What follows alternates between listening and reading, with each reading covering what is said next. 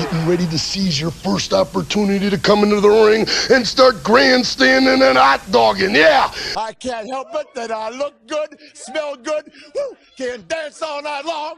When we speak, our voices are heard. We all say, I bring it.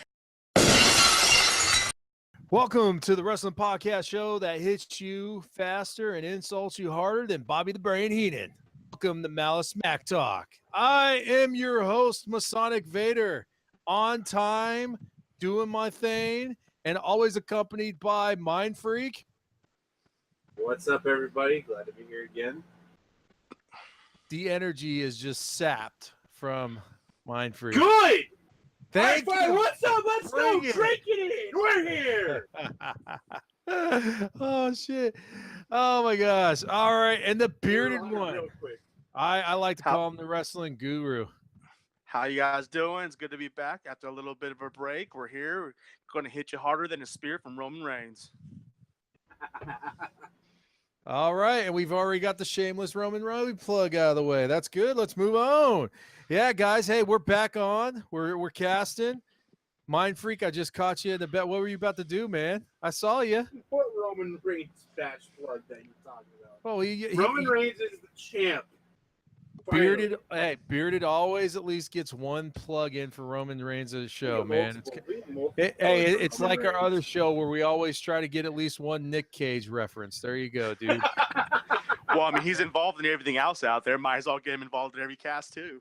Yeah, good call, man. Maybe we should start doing that. And then Big Papa there on the other cast will probably start watching our show more. So, hey, we're back. We took a week off after Hell in a Cell. Hell in a Cell was just, I think, to everybody on this cast, there were some goods, but I think there was so much negative that we got out of that cast that or that show that we decided to take a week off and not blow up our computers. Especially the bearded one. Because as we look at this, and we didn't think about this the night we did our live cast for the pre-show and everything. We're thinking, oh, we're good. We're all guessing someone else. This is going to be an easy call. Man, halfway through the show, we already know who lost because we picked everybody else as the same. And then to top it all off, nothing to the bearded one, but we all sucked as far as picking that last pay-per-view. I think we were probably 40% as far as all of us getting it right. But when it comes down to it, the bearded one was the bottom of the poll that week, buddy. So for our next live cast, we're hoping that penalty will be showing up there. And just in case, if we need to, Bearded, why don't you remind everybody what we're going to be enjoying? We're going to be drinking it in next to the live cast. Well, since you mentioned it halfway through that show, I already knew I lost because that's just the way things go. So before the show was even over, I had already ordered my brand new Revival shirt. Luckily, I was able to get that for damn near nothing due to the fact that I capitalized on the Hell in a Cell daily savings, pay-per-view savings at www.shop.com. And shameless plug. You know, I haven't even looked yet, but it's probably sitting in my mailbox right now. Just haven't looked yet. I'm sure that now I'm sure that this is also going to be the authentic Revival shirt, which means it's got to be muffin top edition, size small. It's gonna be a regular extra large. It's gonna be slightly tight. Due to the fact I'll wash it. Due to the fact that they were all out of large and mediums, so that wasn't gonna fly. Damn it. and for yet another pay-per-view, at least I am safe until the next one. Yeah. Well, you guys tied. You guys tied at 2. It's okay. It's one better than you. Yeah, we're not stopping. That's all I gotta say, and I'm very happy for that because I was sweating for a hot minute on that watching it, and then once I saw what was the determining match? Wasn't it that it wasn't the New Day? Rusev Day. It was Rusev Day. That's right. It was Rusev Day. Rusev Day. If Rusev Day would have won, then I would have been 1 up, and you guys both would have ended up having 3. Well, unfortunately, the wrestling gods did not favor you. What I do like, though, is the ones that we all call straight across the board. We got those ones all right. Yeah, but you know what, man? I was going back and looking at our picks, and if you guys watch the show, everyone who's watching there, you watch the picks. I think we got the last three wrong, to be perfectly frank, man. I know we lost the championship one. We didn't get right. Yeah, we did. I think we didn't get. No, I don't think we did we? Oh, you're talking about Because WWE Brock Championship? Lesnar messed up. Yeah. So Brock Lesnar messed that one up. Well, no, so technically Universal was a no determination. Yeah, Universal. So we didn't get that one, and I don't think. Technically, we did get the Samoa Joe one right. It's not our fault. Technically, it's not our I fault. did see it. See shit. And called the bell, but refs final call. So it is what it is. Somebody had to go with, I've been watching WWE for 20 years and I know what's going to happen, and Charlotte Flair is going to win the belt. Well, guess what? We got ourselves the most deserving WWE Smackdown Women's Champion, and I'm okay with it. I don't care if I lost the pay-per-view. You have to wear a Revival shirt because Becky Lynch is rocking that title. And that's all that matters. Let's just talk a couple minutes about Hell in a Cell. And before we jump into it, let's get this out of the way. We want to thank our host site, Malice Corp, Malice-Corp, for allowing us to do this podcast on a almost weekly basis. We're getting in there. It's a phenomenal site, guys. You need to check it out. And there's a lot of quality casts on there outside of this one.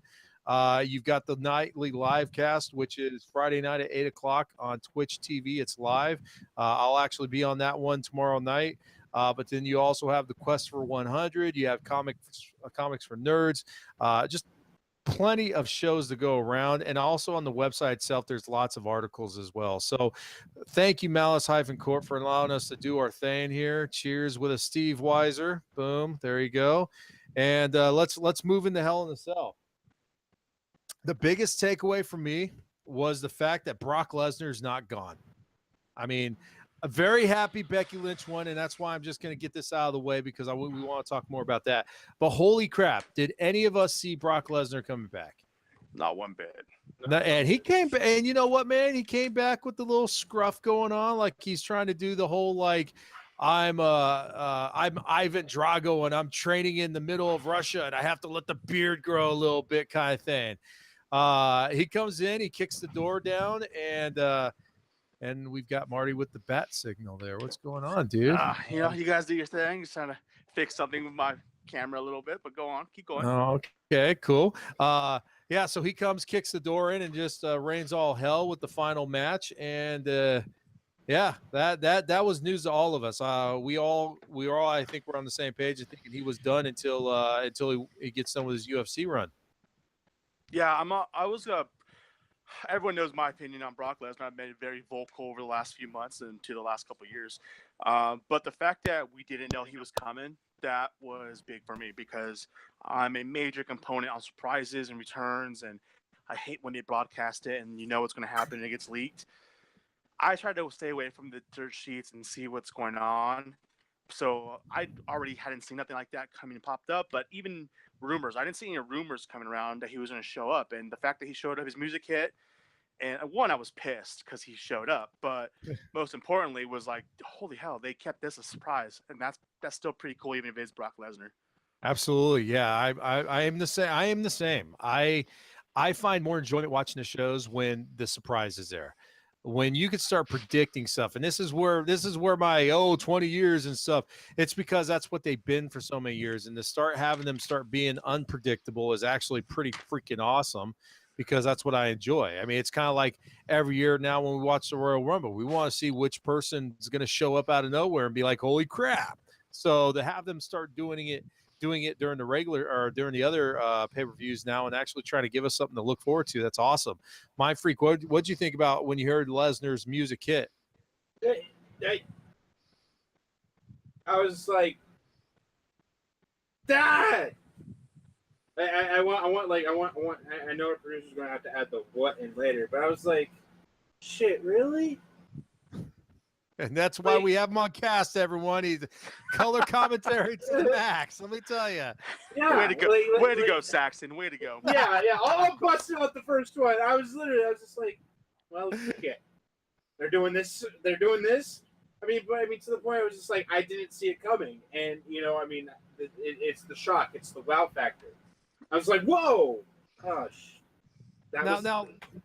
let's think of it like this. What do you think they're going to do with this? I mean, because obviously Brock Lesnar can't be training to win a championship in the UFC and at the same time still trying to pull some kind of a WWE schedule. So, we've seen Heyman come out once, I think, afterwards and stuff, so we know he's going to be the advocate. But my freak, what were you going to say? I think the whole thing is because Brock, technically under the contract with, losing the title, he does get a rematch. So I think inserting him in this way, so you have, it goes back to the whole thing with big names, draw the crowds, because they are doing the other event in Saudi Arabia, and I know they have, this is I think this is the first match that's officially been announced. So yeah, start off with something big. Roman Reigns defending against Braun and Brock in the triple threat match for the Universal title. It's a way to try to drive interest into it. Because, we've all talked about how the last one was. So we'll see how this one goes. Mind Freak, anything? Bearded Wonder, anything to add on to that? Yeah, I think this is going along the lines of them being a contract obligation and fulfillment. One, it's that, but two, it's a big name so that obviously they can sell tickets to Saudi Arabia, get people on board with that. I hope they don't have a wonky ass finish this time around like they did last time, especially with the Brock and Roman match, because they did that last time. So I'm hoping that this is going to be a legit match, but who knows? This could be setting it up for a rubber match at Saudi Arabia 3 come February, for all we know. I don't know. To be honest, it's cool that they brought him back. I get that because people want to see that. I don't. I want this match to come to a finish, come to a close. I really want to see Roman move on past Brock, past Braun, and really start having these cool storylines and fantastic arcs with anybody else in the roster. His first night on Raw with the Universal Championship open challenge, it wasn't even open challenge. He called out Finn Balor and gave him the opportunity. I want to see Roman coming out, not having an open challenge. I want him coming out and calling people out and giving them the opportunity to fight for that belt. And that's what I want. I want to see a fighting champion every week that's calling people out, giving everybody the opportunity. He's already defended the belt against more people than Brock Lesnar ever did, and he's only had the belt for a month. Baron Corbin, Braun Strowman, Finn Balor, that's 3 people right there. Brock barely did 3 people over 2 years. You know what I mean? So I hope this match, I get why they're putting it together, and I hope that's the only reason. I wouldn't put it past the WWE to put the belt back on Braun or Brock. I just wouldn't put it past them. At this point, the amount of money they're going to pay him for this, and that's one thing too. They are paying him a crap ton of money to come do this show in Saudi Arabia, which is also, kind of rumors that are going on that they're giving somebody else a lot of money to come to Saudi Arabia and wrestle, which that's going to be addressed in our next show when we start talking about the show down in Melbourne. But no, I think it's a cash cow for them. I think what it's coming down to is Saudi Arabia wants Brock Lesnar there, which is why they're giving them the money to bring him over. Well, and not only that too. There's all this that rumor that this is a rumor you guys probably heard or not, that Saudi Arabia is willing to put out a lot of money to have The Rock show up and give him the belt. So so Saudi Arabia is looking for something big. So it's to your point. That's all it is. Yeah, we'll hold off on the Saudi Arabia chat for Yeah, just a minute on that. Yeah, I got you. All right, so we're all very happy. Well, okay, I wouldn't say happy, but we're pleased with the fact they kept it secret. I thought it was a great way. I didn't like the way the show ended, but I did like the buzz that came with the end of the show. That's what I liked. I'm glad it didn't end out with some crap win again where one person won, but technically the other guy won because his foot hit the ground first. I don't know. But there was a lot of buzz, which I liked about it. But most of the buzz came from what we were talking about earlier, that women's championship match between Charlotte Flair and Becky Lynch. I thought, and this is where I could have been an outright win if I just went with the fact that most people want Becky to win anyways. I thought they were going to wait till Evolution to give her where it's on a big platform. No, they gave it to her right there on the spot, and there hasn't been anything better for SmackDown and the women's division in a while. Giving Becky Lynch not only the title, but giving her What do you call it, Mind Freak? Stone Cold Becky Lynch. Yes, sir. She is a badass, and it's plugging perfectly. There's something about her. Like it's not like Becky Lynch wasn't awesome before, but now she's got this attitude. She's dressing differently. She's got a different look about her altogether, and it's coming to fruition perfectly, and great timing with the evolution. I know you two guys, big old smiles on your face, beard, man. Tell me about it, dude. Man, everyone knows I hate the term, but I am one of the biggest Becky Lynch marks out there, and I love it. I've always been a fan of Becky Lynch. I'm glad she has a title. This new badass last kicker, oh, my goodness, they couldn't have done anything better for her. The only thing that I'm disappointed in that they haven't done yet is they haven't changed her music yet. And I think to finish it off, they really need to change her music up and give her something a little bit more suiting with the new attitude she has. I think it comes off. That'd be like making Bailey go heel and still having her come out to the wavy men. Makes no sense, And she comes out, does her little Becky Lynch. She comes out differently. She doesn't come out doing the whole thing that she used to. So let's change the music up a little bit. I think that would finish off this so-called heel turn or whatever it's going anti-face that she's got going on. But man, she's doing things that are fantastic. Now you mentioned earlier, best thing to happen for the women's division on SmackDown. I say the best thing to happen for the women's division in the WWE. I never put it SmackDown. I said women's division because it is the best thing to happen in women's division, quite frankly. You did say SmackDown. Did I? You did. I'm gonna have another Steve Weiser. Hold on a sec. Go for it. But no, it's fantastic because there's not much coming from the women or the Raw side with Ronda as a champion. It's just all the storylines around it as associated with it, but nothing really coming from that. And being the champion, she's not there every week, and that's kind of irritating because she is going that Brock Lesnar stuff, path. Whether it's intentional or there's other things she's got going on, I get she's got a lot going on, especially with the new movie that just came out and everything else. But there's so much story and so much traction going and heat coming from Becky Lynch. I mean, just this week alone, they had the whole Charlotte was backstage making a photo shoot, and all of a sudden, just Becky get pictures of the champ. Come on, get pictures of the champ. Oh, it was great. It was great. And what's the best part is, so I don't know if you've ever noticed, if you guys don't follow her on Instagram or Twitter or whatever it may be, Yep. Becky Lynch's stories after every show for like the last 6 months have been amazing. Her recaps of her matches are hysterical. The last Twitter that she posted this week after Tuesday night was, oh man, that same picture. It was like, oh, I wish Charlotte Flair was here. Oh wait, there she is underneath my foot. And it was it's awesome because it's putting Charlotte in the spotlight, but not yeah, and it's really elevating Becky Lynch to a whole new level, and I couldn't be any happier than that. Yeah, well, not only that, since you brought it up, to the point where, and this is why I'm saying she's Stone Cold Becky Lynch, because she has that Stone Cold persona to her. Like when she walked up to Lana, she's like, hey, I need to see what you're worth. We're fighting. Let's go, kind of thing. It was like, what? Like, this side of her, like I know, I've been a fan of Becky as well. We've talked about it, and I like her. I like who she is. I like what she does. I like this side of her even more. It's because she's jumping into it so well that it's just like, yeah, okay. What's Becky going to do next? I don't care. Let's just see what Becky's going to do next, kind of thing. Yeah, and to go with that, we're talking about Hell in a Cell a little bit, and that Charlotte and Becky match. I mean, she won that match, clean finish in the middle of the ring. The way she walked out that ring with Charlotte coming to her was fantastic. No, I'm not going to shake her hand. I'm out. But the match alone, I would easily say that was probably the second best match on the entire card. Oh, absolutely. Absolutely. I could totally concur, and I'm glad that they're letting Becky do the Stone turn, the Stone Cold turn. We haven't had somebody like that on the roster in a long time. Not in that way.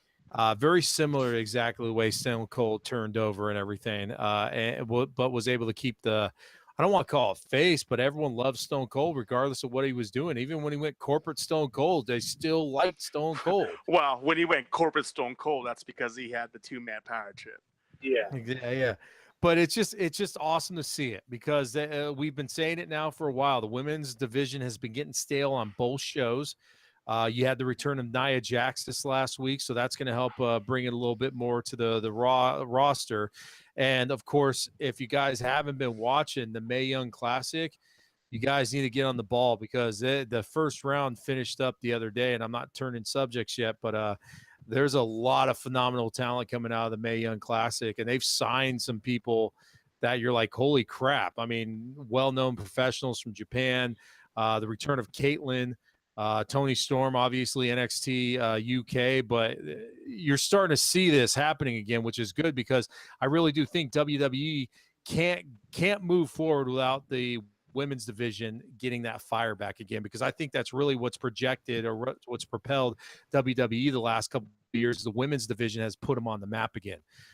It's something that no one expected. I know other companies can sit there and say, oh, well, we've done this, and this, but they haven't done what WWE has done for women's wrestling as a whole. It's put it in the limelight. It's allowed it to where it gives these women an opportunity to actually become superstars and not valets. So kudos to WWE for Becky Lynch and for what they've been doing lately, and especially with the Mae Young Classic. I'm definitely looking forward to Evolution here at the end of the month, next month. It's going to be a good run for the women's division, and it's starting off great. Anything else you guys want to kind of throw in there about Hell in a Cell? I mean, to me, the pay-per-view itself, well, you know what I do? I know one thing I want to throw in there. I'm going to start off right with the main match. Holy crap, Randy Orton, Jeff Hardy. Oh. Holy crap. Oh, that was a crazy match. Yeah. Before I'm about to go get a barf bag before you start talking about that real quick. Dude, my God, dude, how that ear did not burst? It's amazing to me because I was waiting for that just to pop out, and I wouldn't put it past blood that just party shoot all over his face. Do it, let it happen. But they didn't. But that would have just been, oh my goodness. Well, yeah, because they spilled that happened. I mean, with the belt on Randy Orton and just freaking, you could see the blood, like all the holes it left. Well, and then what was up with his leg? The gash. He got the gash. He hit the side of the. It was either this. I think he hit the side of the Hell in a Cell, or maybe one of those ladders. I can't remember. But that huge gash with the skin just hanging. Yeah. Did you see the after pics where they like pulled it out and it was just like yeah. That, like we even said, like if that match is the first match, it could set the pace for the entire night. It did and it didn't, just depending on how some of the other matches end. But I'm sitting there watching this match. I'm like, this is a Hell in a Cell match right here, man. Yeah, no, it was crazy. It was intense. It was exactly what we wanted out of a Hell in a Cell. And Randy Orton, Jeff Hardy, oh man, they did a phenomenal job all the way to the ending where Jeff's grabbing the top of the swing, fall. Yeah, exactly. That was such a great. Then that kind of goes with the rest of the match, other show. You know, there was so many other great matches that had wonky finishes to them that kind of just deterred what that match was, what the card was. That's why I rated the card, a B- to a solid middle B. Wasn't much higher than just because there was some finish. I was like, really? That's how it's going to end? I mean, look at the main event. The main event ended with a no finish. The Samoa Joe, AJ Styles ended with a controversial finish. And yeah, it was just like the two best matches on the card had clean finishes. And that was amazing. But no, the Hell in a Cell match, that was a true Hell in a Cell match. It was fantastic all the way until the ending. But other than that, it was still a great match. Yeah, and I'm gonna rate it a C plus at the most. The thing I don't like about pay-per-views that are named after a specific match, let's like say Survivor Series, Hell in a Cell, Royal Rumble. Like Royal Rumble, I think is the X, or you could scratch that one out because you're going to get a Royal Rumble. Now we actually get like 2 of them, maybe even 3 now at this point. But when you have matches or you have pay-per-views like Hell in a Cell, Survivor Series, and you really don't. Those matches, there's only 2 of them in Hell in a Cell. One was good, the other one just like you said, that's how it ended. Brock Lesnar kicking down the door and no one winning. I asked, and I know we tweeted something that night about it. I'm just gonna be frank. I tweeted this. I wasn't digging the Hell in the Cell, the red cell. It was different, which was cool. But if you guys didn't notice, a lot of the camera angles from the Hell in a Cell were not your traditional angles, and we were missing some of the action. Because when they did the traditional, like, far away angle with the prior Hell in the Cell, there was no problem. With the amount of red, the redesign of the Hell in a Cell, there were some of those angles that just did not come clear. I think that's where I kind of missed on that tweet, that it was a cool cell, but you could not do traditional angles and see a lot of the action that we normally see. A lot of it was offside, trying to get it in. Your best views were when they were in the cell versus outside of the cell. And when they were outside of the cell, it was almost like close-up stuff because the camera was trying to autofocus so much on the damn cell. So yeah, I mean, I get that, but at the same time, I loved the new Hell in a Cell. I love that it was red. I mean, hell is fire. It's red. It goes with it. I always felt that when it was black, it kind of just blended in with the fans and the stands, and you kind of didn't see it. And I've always felt like Hell in a Cell, the cell itself was like its own entity in the match, and you know, it should be seen. It should be notated. It should be as like a third competitor because you're fighting the elements of the cell also. And so the fact that it made it more visible to see the cell, I like that fact. Yeah, we missed a couple camera angles here and there, but they weren't really out of the cell in the first place. Actually, none of the actual competitors were ever out of the cell. They didn't start showing outside the cell until the last match when we got, you know, the Shield and Drew McIntyre and Dolph Ziggler climbing it up and fighting it off the top, and that was mainly to pay homage to the 20-year anniversary of the first one. No, that's not what it was. That was them giving time to Brock and Roman to take the attention off them, so that when that Brock Lesnar music hit, it was more of a shock and surprise because it's misdirection. You're focusing on these guys, four guys on top. You're not paying attention to 2 guys laying in the ring for 5 minutes. And all of a sudden, wow! And Brock Lesnar. I can see that, but I still think, you know, fighting on top of it. That's my 2 cents.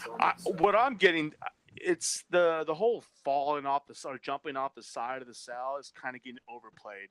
Well, not only it's too forced.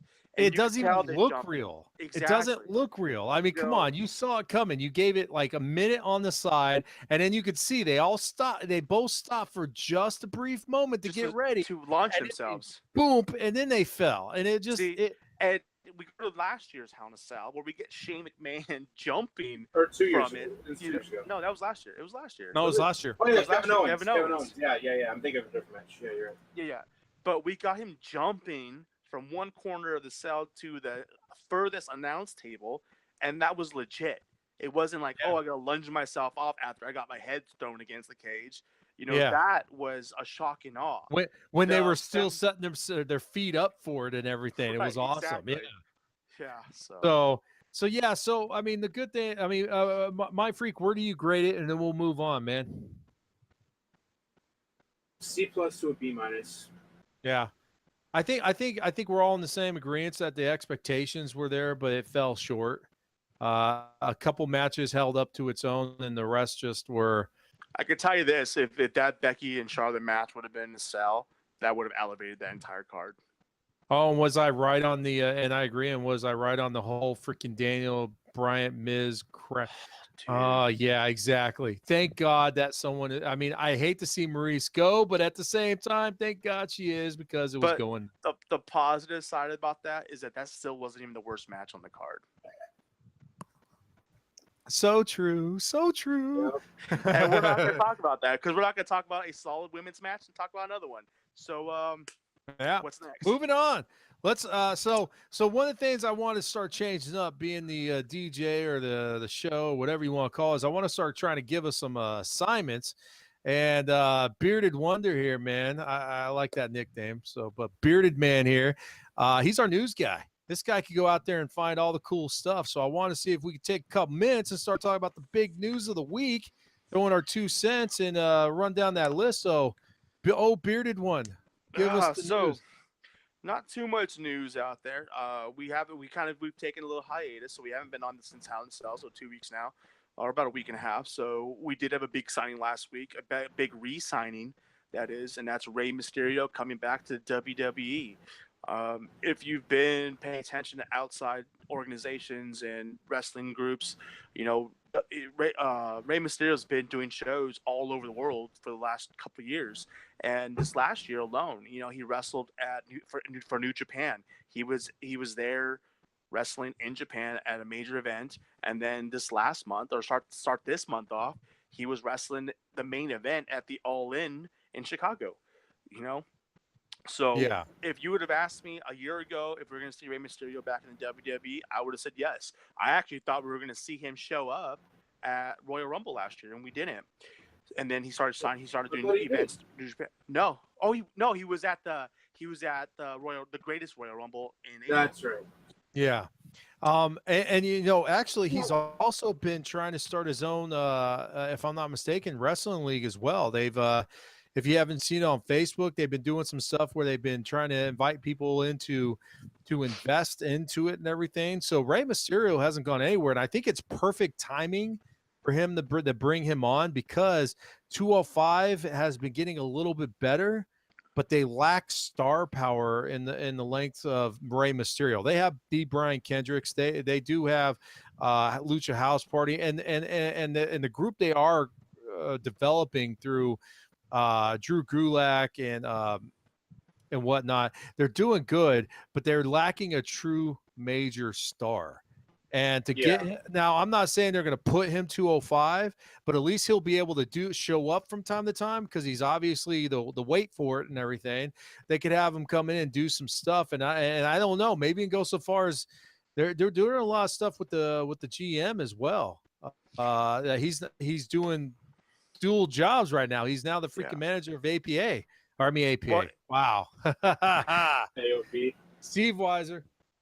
I mean, if you look at it too, I mean, there's just so much talent that they could do things with him. I mean, I would love to see a match of Rey Mysterio and Finn Balor, Rey Mysterio and AJ Styles, Yes. Rey Mysterio and Seth Rollins. Like, just those three guys right there. That's three stories that would be fantastic. And if you bring him to 205, then you can have him and Kalisto, and I think that would be a fantastic match, and it'd be a perfect match on NXT or 205. And I think, I kind of see them I don't know if they're going to do it, but I can kind of see them starting to somewhat disband 205 and kind of bring it more main stage and with the main roster. We've been seeing them pop up more and more on the main roster. Do I think they're going to completely get rid of 205? No, but kind of go that route. And I mean, when you do look at 205, it's an hour-long show. They may get 3 matches in. They got so much talent in that class that they're not utilizing them enough. And to that point, I think that's one of the reasons why they're like putting everybody together in like these little like 3 or 4 man factions. It's because they realize, hey, they have a lot of talent. What's one way to showcase as much talent as we can? Not even that. We have all these groups that are popping up. We have the 3-man groups. You have, the New Day. Lucha you have House the Shield. Party. Lucha House Party. You have, the War Braun, Dogs. Ziggler, and exactly. Why not put, Rey Mysterio, Kalisto, and Sin Cara together? The 3 of them, that'd be fantastic matches with them 3 together as well. So I love this signing of Rey Mysterio coming back to WWE. I've always been a fan of him. Obviously, got to have that kind of built-in fandom for him because he is a SoCal guy. But I mean, I've been watching Mysterio since he was WCW. He was one of the main reasons why I watched it in the late 90s. Yeah, I mean, and to go to the point, I knew it was a matter of time before he came back, and especially with him being one of the pre-order. I think it's a pre-order bonus or one of the playable characters in the new 2K19 game. He knew it was a matter of time. If you're featuring him in one of the main games, he's signing soon. And to your point, he did last week. So, Which a little side note, since you mentioned the game really quick, dude, the roster looks pretty sick, and they have a lot of cool players. It does. But if you haven't noticed, there are some players that have been omitted and that I haven't seen on the roster yet, and some of them are pretty significant characters. Like who? like Tommaso Ciampa. Oh yeah. I'm pretty sure that Ricochet wasn't on it either. Well, Ricochet just got signed within a certain period of time, so I think he missed it because you have to remember these games are designed a year and a half in advance. Ciampa was on last year's roster. But here's the thing, though. I think this is where you get to see the cool thing about video games now versus when they first started doing them is that now they're set up to where you could actually get downloadable or they could update the roster as time moves forward. So True. It's something new. I noticed. I don't remember if they did it last one. I sure still don't remember it in 2K16. But they started giving like overall numbers for all the superstars now. You know, They've always had that. They've always had that. Yeah, I never noticed that in the other game. WWE, ever since they've been EA, they've always had those on there. Yeah. Well, That's yeah. Okay. I just never noticed it before until just now. That's so other than that, that's like the biggest sign, like WWE news, with the exception of everything else that's been going on the shows. But other than that, this weekend's a big weekend for wrestling. We have Ring of Honor, Death Before Dishonor. Man, this is going to be a stacked card. I mean, not only is there a lot of matches going on, but the Briscoes are fighting for defending the tag team belts. The Ring of Honor World TV title, Punishment Martinez fighting Chris Sabin. Here's a cool thing. So Ring of Honor this last week on last week's broadcast, we have, if you look at WWE, we have the women's Smackdown title. We have the Raw women's title. The Ring of Honor have Women of Honor, and it's the Women of Honor title, and that's the name of the Women of Honor division. Yep. This last week, they changed the name of the Women of Honor Championship, and they made it the Ring of Honor World or Women's World Championship. I saw that. I think that is freaking fantastic. It is bringing it to a whole new level. It's showing that this isn't just a small division in our organization. This is a championship that's going to be wrestled for worldwide. And it has been. They've had this title. They've defended this title at New Japan shows. They've done it at other shows. It's truly a title that's being defended worldwide. And that's what I love about this coalition that the Ring of Honor organization has with New Japan, because not only do we see what each group is doing it and giving us on TV and pay-per-views, but we're seeing what they're doing together. And they're all, that's why you get a Cody Rhodes on one show and then another show. And that's why we get, Okada, who's one of the biggest names in New Japan, coming to fight in Vegas this weekend, for Ring of Honor. There's just so much that's happening. It's fantastic. And what's awesome about the World Championship for the women is that we're going to get Sumi Sakai, who's the first women's Ring of Honor champion. She won it this last year, WrestleMania weekend. And she's fighting Tenille Dashwood. And if you don't know who Tenille Dashwood is, it's good old Emma. And I am a big fan of Emma. I love her. I've always enjoyed her.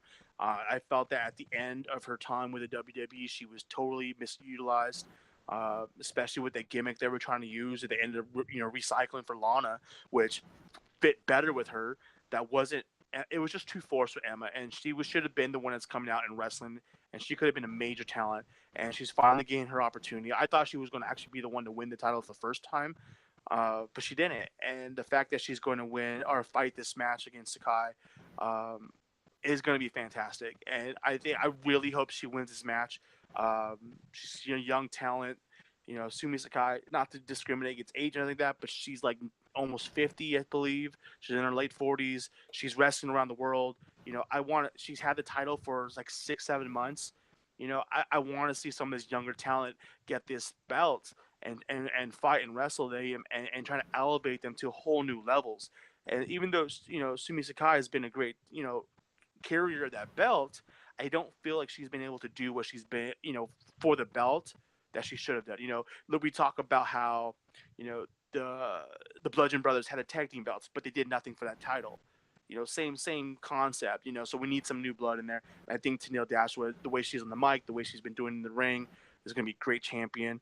I hope so. I hope she wins that. And then this one is awesome.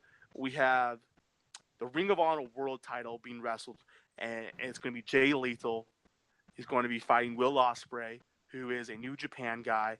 The best thing about this was that this was a straight-up Ring of Honor World Open challenge. And Jay Lethal stood in the ring and said, I don't care who you are. I don't care what organization you're part of. I don't care who you've wrestled before.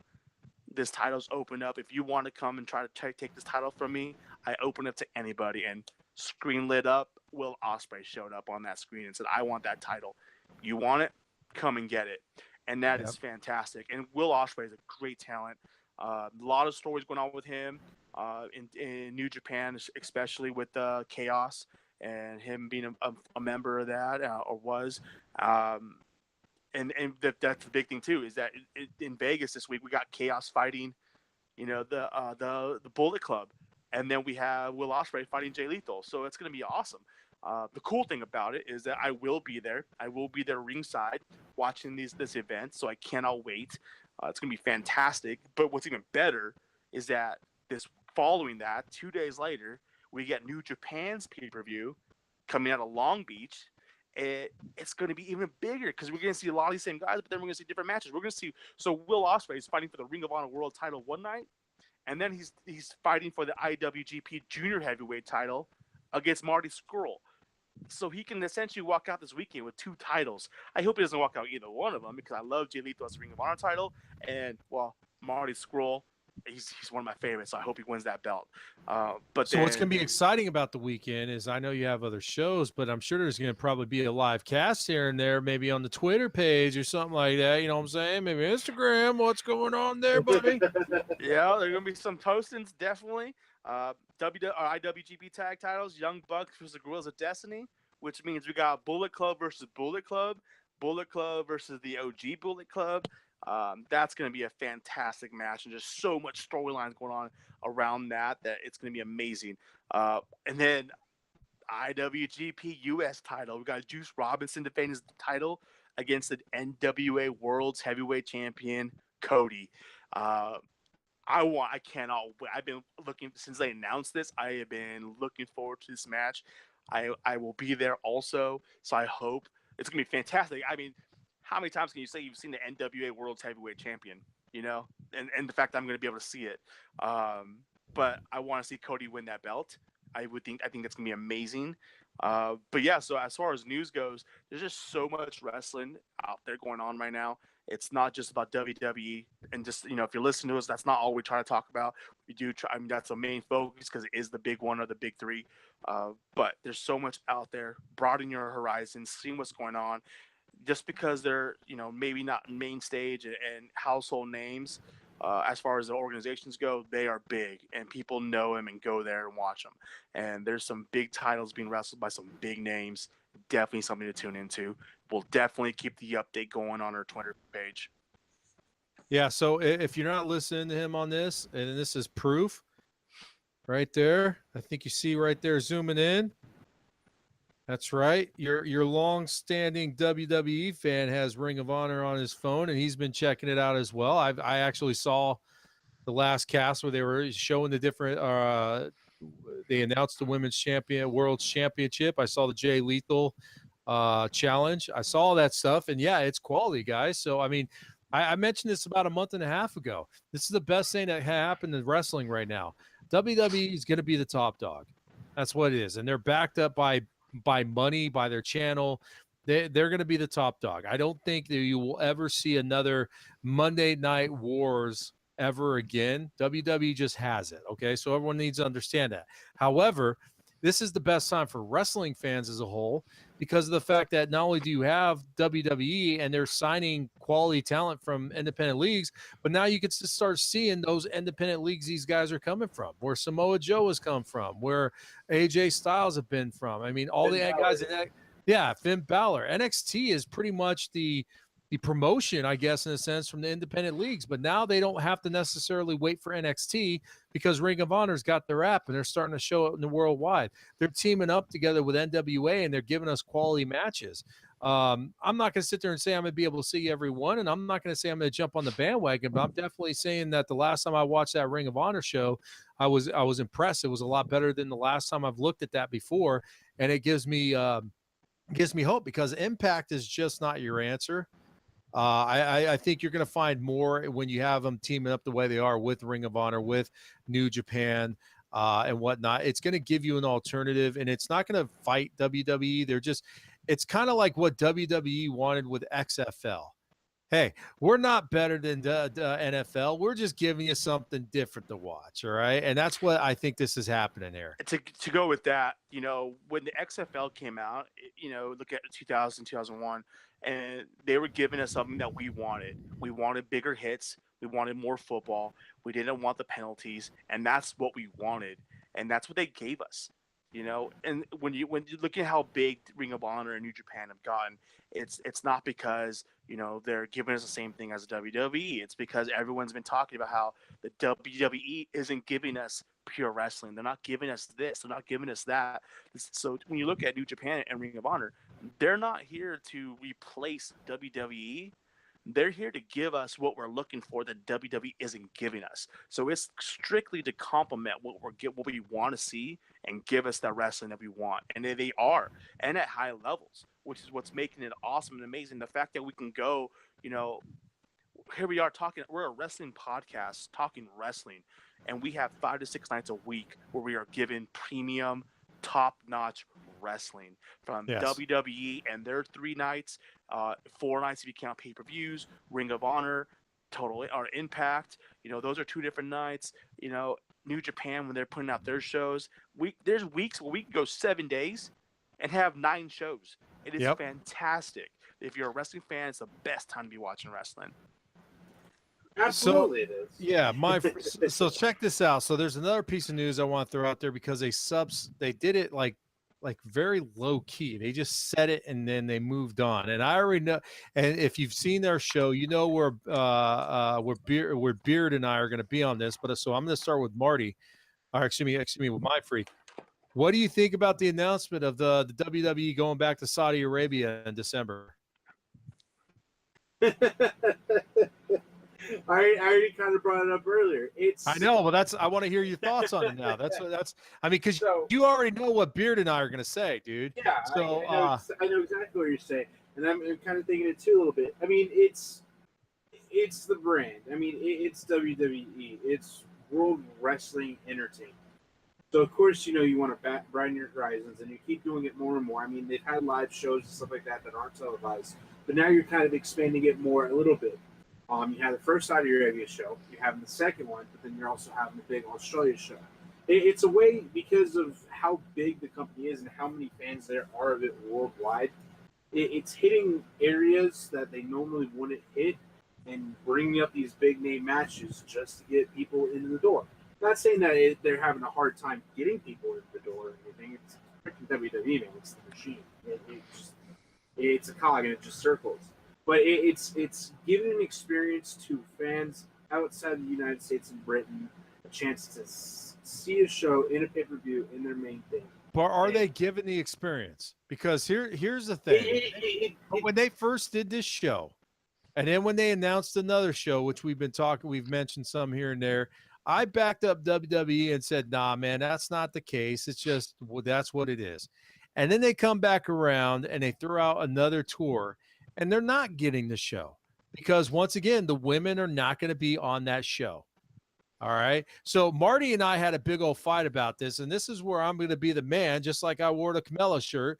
I'm going to be the man and sit there and say, I'm starting to agree with Marty on this, man, with Bearded Wonder here, man, because I think this is, no offense, this is a BS show now. They're doing it strictly for the money. The last show they did, I don't know how much those guys paid for, but did you guys notice that the first 5 or 6 rows? Recliners. There were recliners, there were couches and stuff. These guys probably paid top dollar to be in that front row versus when you watch a regular pay-per-view or any other type of show where it's just average Joe guy, in the front row. So that what gets me about this, I could see it once a year. I get once a year. I even get twice a year if it's every 6 months. But to sit there and do a show 3 months ago in Saudi Arabia that everyone was questioning, wait a sec, how are you doing a show without the ladies? Especially because I think 5 months prior to that, they finally had a wrestling match with women in the Middle East. They weren't dressed traditional that they see them every day. They had the full legs and the arms and stuff, and that's fine. That's respecting the culture. I get that. But you have a major pay-per-view. Then you sit there and go ahead, oh, we're going to announce WWE Evolution. The women are going to have their own pay-per-view event. And then literally a month and a week after it, they're going right back to Saudi Arabia where the women aren't even going to be on that show. I think it's BS. So, and here's my thoughts on it. And I don't know if this is what's going to go. Obviously, we've heard different stories about it. If they're truly trying to work with Saudi Arabia and helping them evolve and change the way they see some things, then I'm not working in Connecticut. I don't know what their contracts say, but if they're collecting this much money to give them a show they want, but they're utilizing these contracts to work with them, we're going to take the money, but we're going to take the money if you guys start, compromising on what you're doing with the women in entertainment and whatever that is, because they said that they're trying to help them evolve that from day one. They've mentioned that. So if they're going to continue working this way, and it's part of their we're going to keep paying you the money to come out here, and we are going to accept the money and give you the show you want if you start implementing this. So if we get to Saudi Arabia 3, Saudi Arabia 4, whatever it may be, and then we start seeing some mixtures of women in the matches out there, then I will say, you know what, this is pretty cool, because that means that they've gone from no women at all to work their way up to this where there are women on the card. And if that's the case, then it shows that, yes, they were collecting a paycheck, but they had a different mentality behind it, and they were trying to work something different, trying to change the ways that they are doing things out there. And if that's the way it works and pans out, that is fantastic. But until that, it strictly comes off as a major payday. And that's exactly what I think it is at this point. And remember, you go back and watch that cast. I fought you on that because I was like, nah, this ain't happening. I know what Stephanie McMahon is trying to do with the women's division and Triple H as well. Them two have really pushed the women's agenda on the WWE all the way to the point where now we're running through the Mae Young Classic #2, and WD the women are becoming part of the mainstay there. But to go back to Saudi Arabia again, I mean, it was big news when Sasha Banks, I think she fought Alexa Bliss. Yep, for the championship. Yeah, in a Middle Eastern town. I can't remember where it was. That was huge. Yeah, that was huge news. That was huge. And now you're coming back around saying, hey, we're going to go to Saudi Arabia and get that money with those recliner seats and everything and F the women. And that just kind of makes me upset. Well, I mean, it's still Saudi Arabia, obviously, and not talking down or anything. But I think with what I've heard, I think it's at a completely different area than where it was last time. But it's still in Saudi Arabia, but I think it's in a different city. That's just I think that's just me thinking based on what I've heard with the name and stuff like that. So. And I am not dumping on anyone's culture here. Okay, oh, no, absolutely. I want to make sure if you're watching this podcast, man, I am not dumping on anyone's culture. That's the culture. That's what it is, man. If I go there, I'm respecting it. That's what it is. Yeah, absolutely. I'm just having a hard time with WWE trying to cash cow this, dude. That's what they're really doing right now with this. I'm hoping that you are right, Beard, that they are trying to do something. But I don't want to have this being like Saudi Arabia 25 before you finally see the first one, Well, and to go with that too, if we get to that point, these are they're somewhat connected to the main storylines, or somewhat not. Obviously, throwing people in there that the first one was the Greatest Royal Rumble, so we had an additional Royal Rumble match with like 35 guys. This one, obviously, rumors are we're going to get a big tag team match. And we'll talk about that next week. And they're bringing different people, and obviously they're paying the money, so they want to see the talent that they want to see, which is why they're going to get who they get. I'm okay with that because it gives us opportunity to see the wrestlers we love and want to see, but it doesn't take it away from the main pay-per-views and the main shows. But I also feel like this is also WWE saying we are the biggest organization of wrestling there is. Doesn't matter if you're New Japan, doesn't matter if you're Ring of Honor, doesn't matter if you're Impact. None of you guys are going from country to country. You guys aren't going to Australia. You're not going to Britain. You're not going to India. You're not going to Saudi Arabia. Was it the last year they were in China, or was it Japan? I can't remember which one. I think it might have been both, actually. Well, they do live events in Japan. They've done a pay-per-view. I know, not a pay-per-view. Oh, yeah. But they did like Raw, not just live. They did Raw and Smackdown in those countries. So it wasn't like they went out there for a main event, or they went out. They did a Raw and Smackdown out there. I can't recall that one. Yeah, I can't recall that one either. Yeah. Yeah, I don't know. Maybe it was in Hong Kong. I don't know. I can't recall an Asian where they've gone overseas and done I know they've definitely done it in England and everything like that, but yeah, because you even brought up that you want to go party with some of our England fans. Absolutely. Absolutely. They're in China right now. Yep. So I want to make sure we kind of chatted about that for a minute because that was a pretty hyper subject that we had that had some conversation from that the last time. So other than that, yeah, you're kind of right though. The news this week has been kind of last couple weeks have been kind of quiet, other than the signing and what you were talking about earlier. And yeah, definitely Ring of Honor this week, and I'm going to try to check out what I can. As far as this week on Raw and SmackDown, or even I don't even want to talk about that. I want to talk Mae Young Classic for a minute. Have you guys been able to keep up with it yet? No, yeah, I have meant to try to watch them yesterday, but I was sick yesterday, so yeah. I was able to catch up on Raw and SmackDown, but that was about it. So I have watched the first round in its entirety. It's 4 episodes, 4 matches a night. And I'm going to tell you right now, the women's division in the next, when Evolution comes around and afterwards, is going to be phenomenal. It's going to be phenomenal. I mentioned it before last year with the Mae Young Classic, what it did for them. This year, it's actually bringing in high quality talent, kind of like how NXT has been able to bring in the likes of Finn Balor, Samoa Joe, Shinsuke Nakamura, bringing people from all around. The Mae Young Classic is starting to do the same thing now. WWE, as we mentioned already, signed Toni Storm. She's one of the hottest names in women's wrestling right now. They did bring over a couple Japanese wrestlers this year. I can't think of the one at the end of the night, and I'm really kind of bummed that I can't remember her name right now. But she was the last match of the night of the first round. Where's the mask? Gosh, I'm horrible, guys, but I'm only saying this because it was a phenomenal match, and you guys need to watch the Mae Young Classic. You gotta see they brought some back from last year. They did bring back Caitlyn for all you WWE fans. Caitlyn was one of the Tough Enough winners. She's made a in-ring debut or return, and she's in the Mae Young Classic.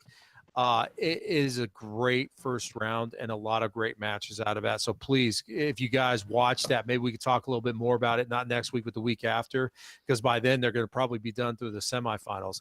But yeah, because it's supposed to finish out on Evolution, correct? Yeah, Evolution is supposed to be the championship match. We are officially a month away from Evolution. So. Yeah. So get on that bandwagon, guys. It's the part of the WWE I truly am really appreciating more than anything else. Being a fan my entire life, to see NXT, to see the Mae Young Classic. Kudos to Triple H and Stephanie McMahon for bringing this around. This is what's really driving WWE. We're on SmackDown bringing the ratings because they're on television, but what's really building a fan base and building the love for WWE again is NXT, Mae Young Classic. And as much as some people want to say that the chagrin, 205 has revitalized a little bit and brought some life back to absolutely. It. And to agree with you on there, I absolutely agree with that, because those 3 shows or 3 events, they are giving us raw wrestling. They're giving us that thing that we're all looking for: less showcase, more wrestling. And I think that after the Mae Young Classic, after WWE or Evolution, I honestly think that we're going to get some more women wrestling, because we can't fit it all on the main brand.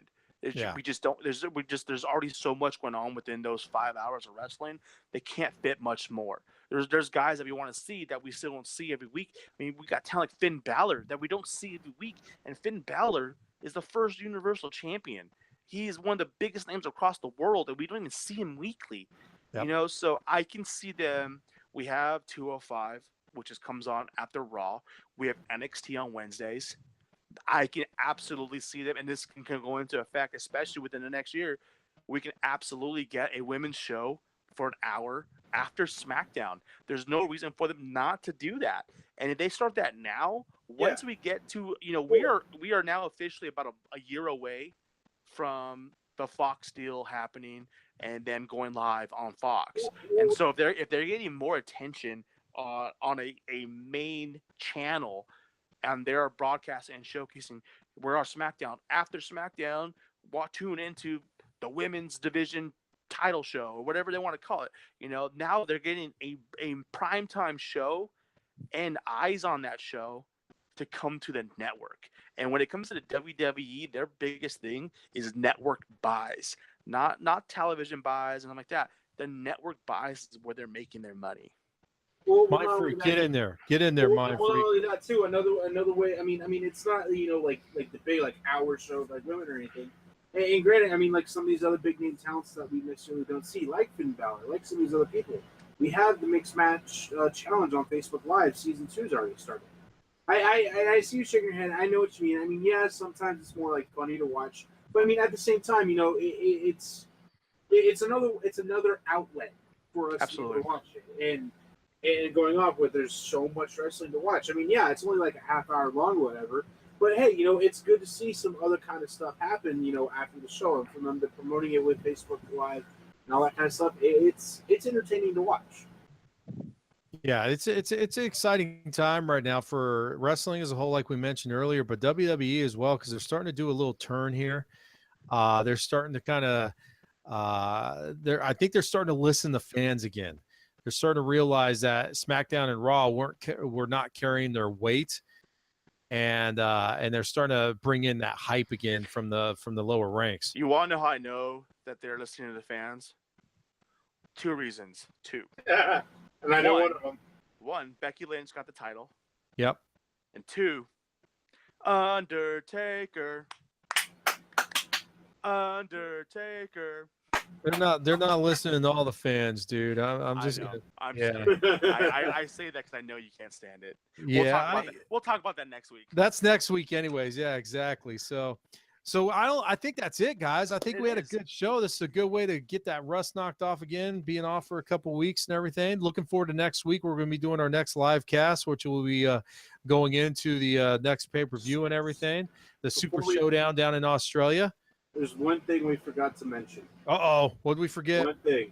The ending to SmackDown Live. Oh, dude. That's true. We did drop the ball on Samoa Joe there, didn't we? Vader. Daddy's home. Dude, you're not holding your doll, man. You're holding the doll. I got freaking chills watching that promo. I did too. Like, what? And the way it just ended that way, I literally just I got up and I walked out of the room and just sat in my backyard in my chair, just like 5 minutes, just like. You know what that reminded me of? It reminded me of where they were going with the Bray Wyatt Randy Orton feud a year and a half ago. Well, when there was like, when you had Randy there, and when you had Randy at, the Wyatt compound and Bray in there, and he's like Sister Abigail, and Bray's losing his shit in the middle of the ring. But the only difference there is we didn't get the payoff that we wanted to. With AJ and Samoa Joe, we are going to get the payoff that we don't even know we deserve, and that's what's amazing about it. The fact that it's a no disqualification, no count out match. This is just going to get down and dirty. I concur. It's what we've been talking about is probably the hottest thing we have going, and fortunately Daniel Bryan and Miz I think will be picking that up here soon enough. But yeah, that was some of the best. The only thing, my only 2 cents on it was this, is that's the part of wrestling where it's the acting aspect of it. And the one thing I did notice is you could totally tell that was pre-recorded from Joe's side. It was still a sunset going on out there. Yeah, not only that though. In Denver. It wasn't necessarily like AJ was kind of going with it and Samoa Joe wasn't hearing him for whatever reason. It was like he just didn't care. That's the part that got me the entire time I was watching. It was like his quality, but AJ, you're probably losing your mind right now. And he's literally losing his mind. It's like, okay. He's like, don't do it, AJ. Don't do it, Samoa. Walk away, Joe. Walk away, Joe. Don't do it, Joe. Why, Joe? Tell him something. And the bad part about that is like AJ's the one that's put in the bad position there because he's the one that's got to look like a fool in the middle of the ring. He's the one who has to act off of it. Yeah, and and he's like, Paige, he's at my house. Like, what the hell? Like, what's going on here? He was at my house yesterday, and you guys didn't tell me about it, man. What's up? Hey, But AJ, no, I bet you're losing your mind in that ring. And the worst part is, there's nothing you can do about it. yeah, because you recorded it earlier today, and damn it, I was in the shower at the time. Yeah, I'm looking forward to that match. That's probably going to be the match of the night. And to go with that, so we talked about how like Daniel Bryan and Miz are starting to pick up a little bit because of the way WWE does things. Obviously, the AJ and Samoa Joe has been the biggest feud for the last 3 months on SmackDown, with the exception of Becky and Charlotte. Do you think that we're coming to a close with AJ and Samoa Joe? So that's why Miz and Daniel Bryan is starting to pick up a little bit more right now to kind of fill that void once the AJ Joe thing kind of tailors off in the next month? Why do they need to do? I don't think they need to do that. I think they can run both. I don't think they need to do it either. But knowing the WWE and the way they do things, they like to showcase one major storyline at a time, and that's when they kind of like have some smaller storylines because they want to have the focus on one item at a time. And here's the thing: we can't forget this, and we'll get into this next week. This Miz Daniel Bryan match at the Superstar Showdown is for the #1 contender match. Yep. Yeah. The winner that's fighting the winner of AJ and Joe. So these 4 guys are about to cross and join paths very quickly. Yeah, and I'm hoping Daniel Bryan. I'm hoping they give Daniel Bryan the pull to do it, because I would love to see a match between Daniel Bryan and AJ Styles. So I would too, but what I'm thinking is too is we talked about before. We're setting up a WrestleMania style match for WrestleMania where it's the Miz and Bryan for the title. And yeah. How much more bittersweet would it? Well, I shouldn't say bittersweet. How much more? I can't even say the right word, because how much more awesome would it be? Awesome for Daniel Bryan to win the title over the Miz at WrestleMania. You know what's gonna be awesome about that? Is the fact that I'm gonna be there to watch it live. You're going to Mania? Yeah, I am. I got my G1 Super card for New Japan that weekend. That's right. I will be in New York, and I will be at WrestleMania this year. You know what's even more awesome than that is that we won't have to be hunkered down to the stupid Brie and freaking Maurice part of it. Yeah. Oh, real last thing before we end. You see Brie knock out Liv Morgan on Raw with that knee to the face? That was that kick. Dude. Oh man, that was straight to the lower jaw. And then bad production, like when the camera's like panning over and you see Ruby and Sarah going to like check on her, and she's like, yeah, Liv was taking the back over the commercial break and be evaluated by medical staff, but she's laying right there on the ground outside the ring. Like, come on, guys. Dude, that was hard. You knew that was a legit hit because of the fact that literally Brie was picking her up and carrying her over to the corner. If you've been noticing, people have been putting the blame on Brie and everything like that, and that's just one of those things that accidents happen. Obviously, that wasn't intentional. She went to kick and Liv went forward, and all of a sudden they just connected at the same time. Yeah, you can see that, and you just saw like, oh snap! Like, let me go down and make sure she's okay. Yeah, the fact that like Brie had to like fall back with her to get into the ring, so that Ruby talk could to her tag at in. the same time. It was like, man.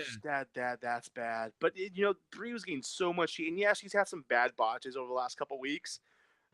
But that wasn't a I put that on Liv Morgan versus anything else because you're in the middle of some kicks. You wait until she backs up, and she dipped down and got face. And she kept going in more, and every time she got a kick, she was like teeter-tottering a lot more than the one before. It's like, you can't be doing that in them kicks. Like, you just need to like move a little bit, tilt forward, and just take it.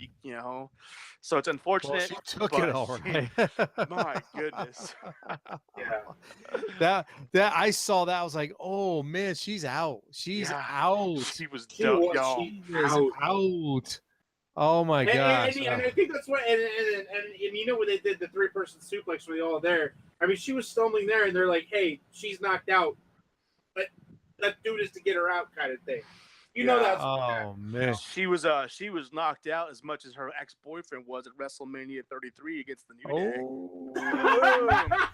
we know where she learned that move from. What? You're throwing that personal there, buddy. How you personal? How you doing? How you doing? And I'm so.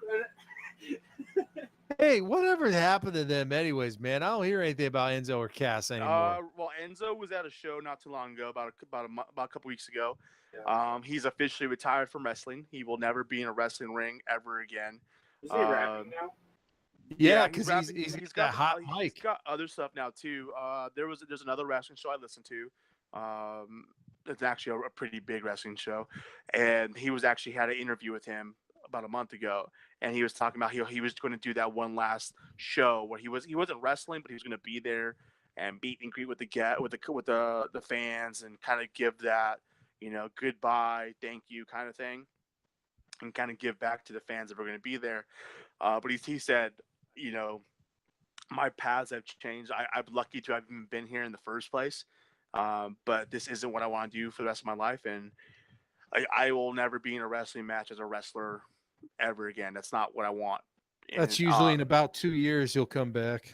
Yeah, probably. Because, there's Yeah. only so much you can do. But, so as of right then, Cass, though, I haven't seen Cass anywhere. I mean, it's kind of interesting because that's a guy that has a talent, the potential to be something big. Yeah. And not just in size, but actually No pun intended. yeah. Right? So Yeah. Well, hey, let's finish this off. Mind Freak, where can these guys follow your craziness? As always, up on the screen over my shoulder, at Twitter at MindFreakMLG. Follow me on Instagram at @just_MindFreak.